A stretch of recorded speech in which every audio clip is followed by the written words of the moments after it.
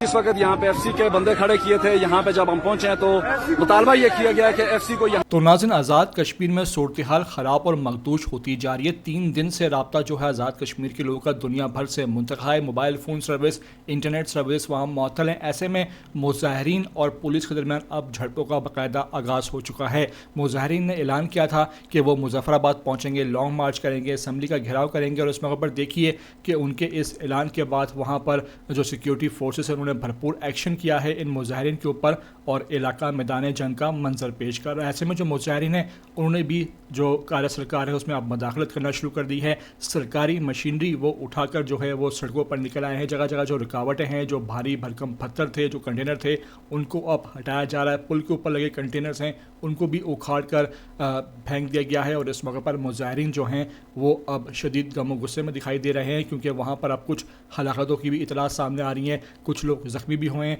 और ऐसे में कहा जा रहा है कि इलाका जो है वो शदीद फायरिंग से और शेलिंग के आवाज़ से गूंज रहा है। इस मौके पर अब मुज़ाहिरीन कह रहे हैं कि वो किसी सूरत पीछे नहीं हटेंगे बल्कि आगे ही बढ़ते रहेंगे और जब तक उनके मुतालबात मंजूर नहीं किए जाते वो किसी सूरत सरेंडर नहीं करेंगे। इस मौके पर कई जगहों पर पुलिस और मुज़ाहिरीन में जो है वो देखा जा रहा है सदम और आज़ाद कश्मीर का इलाका जो है वो मैदान जंग का मंजर पेश कर रहा है। मेरी आपसे रिक्वेस्ट है कि वीडियो को आखिर तक देख लें। आते हैं ETV 247 उर्दू पर तो लाजमी से आप सब्सक्राइब करें, लाइक करें, शेयर करें और कमेंट करके मुझे अपनी कीमती आरा से लाजमी आगाह ज़रूर कर दिया करें।